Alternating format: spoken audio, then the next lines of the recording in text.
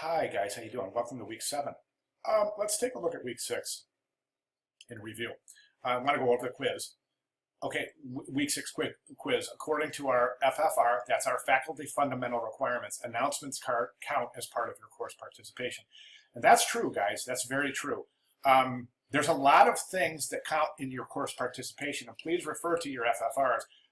There's a lot of things that count towards course participation other than simply participating in discussion boards. So yes, announcements do count as course participation. True or false, announcements must summarize the previous module and make logical transitions to the upcoming module overview. The reason I put this question in here is because there's a few of us who aren't doing that. And it's really important that you do that because it makes these logical transitions for the students, and it's really easy for them to kind of make a roadmap. Where are we? Where have we been? Where are we going? And it's a very logical way to present your announcements. So that's true. How many announcements are required per week?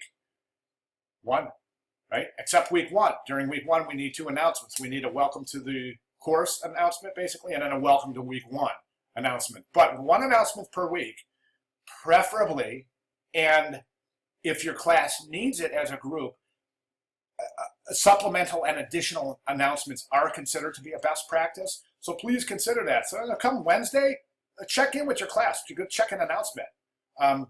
This is where we're at. This is where we're going. So especially if you're noticing any trends in your class, this is a great place to address trends and kind of circumvent any kind of issues that you see the group heading towards. Okay, so yes, 1 is required. However, additional announcements are preferred. When are weekly announcements due to be posted? Well, it's Monday night, but you know what? I always post mine on Sunday night or Sunday morning or whatever. And even if you don't want to post them, create them and schedule them to pop open Monday morning. And this is really important. I want to tell you why. I received my MFA from Savannah College of Art and Design online. And so I compare a lot of the things that we do as instructors to the way that I perceived things as an online student. And one of the things that I found really frustrating was Monday morning, I'm ready to hit it, man. And I get into my class Monday morning and the announcement isn't there. I was like, I still remember this feeling. It's like, wait a second, I'm here. Why aren't you here? Do you see what I'm saying? So I'm willing to work, aren't you? And that, I think, is the importance of really getting those announcements posted by the time the students hit the class Monday morning. Not required. Not required. I'm not saying it's required, guys. Requirement is by Monday night, but it's definitely a great idea to get those announcements out early. When are weekly announcements due to be posted? I just, how many? Is there any other function announcements other than to inform students of coming week's tasks and deadlines? And you guys, through the weeks, you've heard me say so many times, I mean, announcements, I truly believe, are a wonderful place to teach. It's just a fantastic place to ascertain your group and to see how they're progressing as a group. Okay, so you can teach in your announcement to circumvent any kind of trending issues that you saw in the prior week or in in your grading. If you're doing grading of previous assignments and you're seeing trends, or you're looking at your discussion boards and you're seeing trends that are kind of pointing in the wrong direction, teach in your announcements. Address those things in your announcements. Okay. No quiz this week, guys, because here we are, week 7. A lot of our work is coming in. A lot of the preparatory work for the final milestones and the final projects are coming in, and there's a lot to do. So let's forget the quiz this week, but I do want to go over to week 7 and take a look at what we have coming up here. And that is, I just want to go over the late assignments policy really quick. Okay, discussion boards. Discussion boards can't be submitted late, guys. They can't. And the reason being is because the week's over. I mean, once the week's over, it's fruitless for a student to go in and post to a discussion board or to provide responses to old discussion boards while the class has moved on to the next topic. So it's highly unlikely that as a student they're going to go back into previous week and look at a late discussion board post or a response to a post. As we know, students must complete discussion board entries and required response posts during the allotted time frame. Okay, discussion boards should not be accepted for credit after the deadline. Okay, assignments. Students who need extra time can submit the assignments late, excluding discussion boards. But the work will be assessed at 10% late, a late fee, basically. Doesn't matter what day of the week they turn the work in. If it's submitted anytime after the deadline within a week, it's 10%.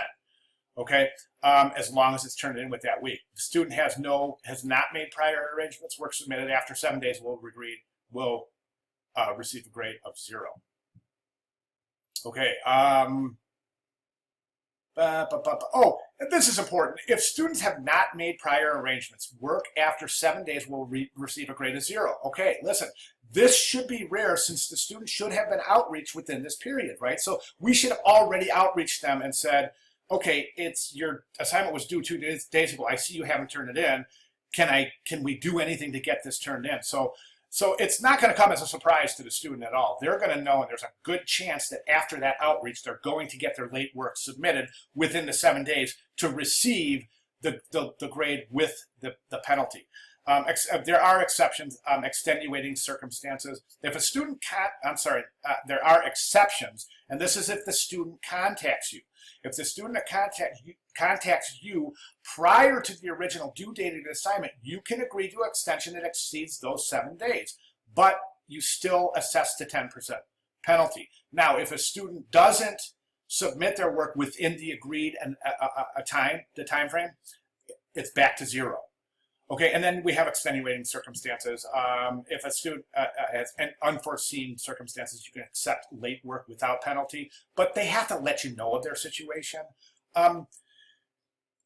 This is pretty important. Now, look, we all know that students are going to come and they're going to say, "Hey, I've got issues, and this happened and this happened," and a lot of times they're making it up, and a lot of times they aren't. And it's not up to us to decide if they're making it up or not. It's up to us to abide by the extenuating circumstances policy here at SNHU COSI.